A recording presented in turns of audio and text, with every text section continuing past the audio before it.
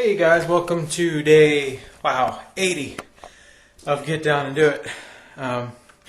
So today marks, just there, a minute ago, marks the completion of 8,000 push-ups over the past, I don't know how many weeks. 80 divided by 5. 16 weeks, not bad.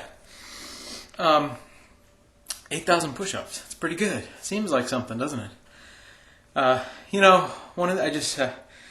The last 30, I stopped at 70. In the last 30, I did some where I was elevated on the ball. Like,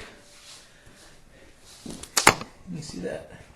Put my hands on the ball like this, and I was going down a little bit deeper to it, and I was doing those kind of push-ups. So I didn't have to go much over 100. I just did those last 30.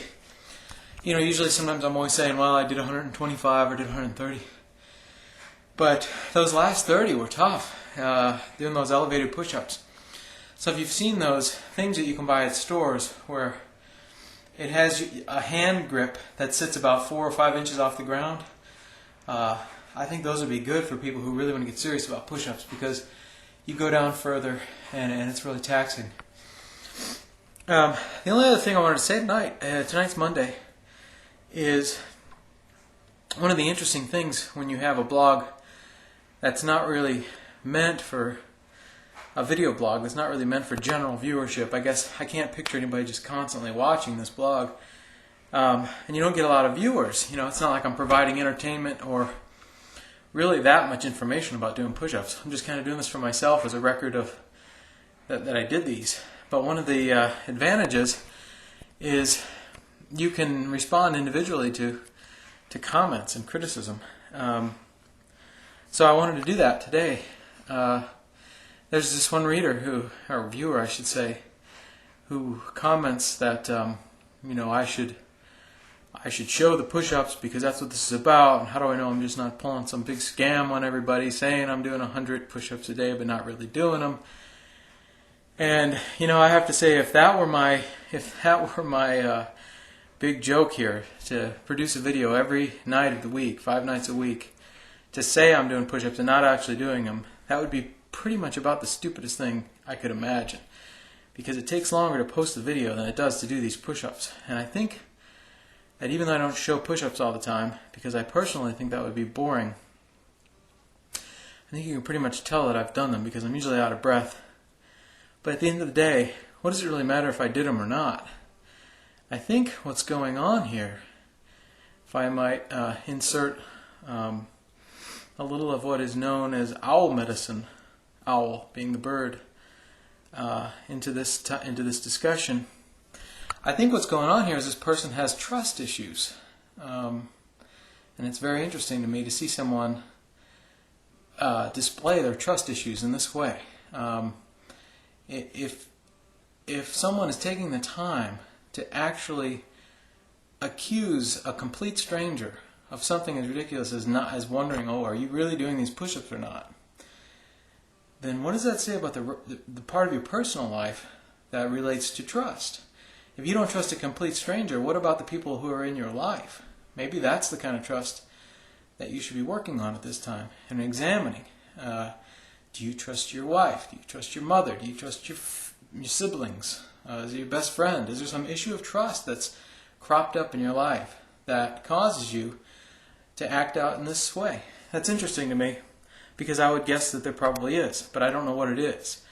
I'm not psychic. But sometimes these kind of intuitive observations do come to me, so I did want to share that. Whether or not I'm doing these push-ups, I'd say is not really your concern.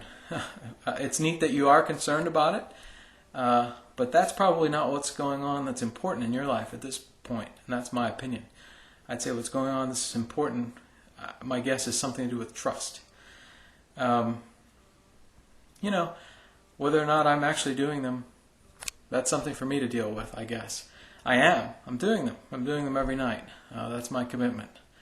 But anyway, just wanted to throw that out there, see if it has any resonance with anyone who is dealing with a trust issue.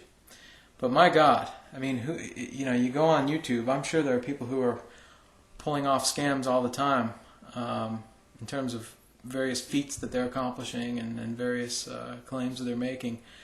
But just doing 100 push-ups a day is not that hard. You could try it yourself for a couple of weeks and you'll understand. It's really a very easy goal. And as I've said many, many times during the course of these 16 weeks, these 80 days of making these videos, doing 100 push-ups a day is not that hard. It's not hard at all. And once you get into the habit of doing it, you'll realize that it's actually quite easy, and you will start doing other things as well, such as the 5-pound ball juggling, the hula hooping. Hopefully, in my case, I should be doing sit-ups is what I should be doing. And I think I'm going to start that pretty soon into my regimen. Because you're going to find that the 100 push-ups that the first week took you an hour to finish, and for the next 2 weeks you walked around sore and can't believe you even did that. After a couple weeks it turns into a 5-minute thing and you're done.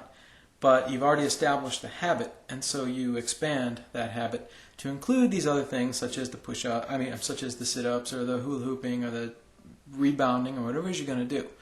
So no, I'm not lying. This isn't some giant scheme to pull one over on you that I'm actually doing this, but I'm really not. Really, it's just a video of some guy rambling in his basement every day. I think if I wanted to ramble, I'd ramble about something else other than push-ups, because there's a lot more to talk about in the world.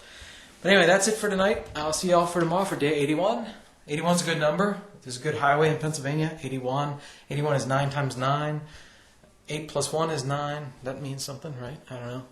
Anyway, talk to y'all tomorrow. Bye-bye. Did it go off?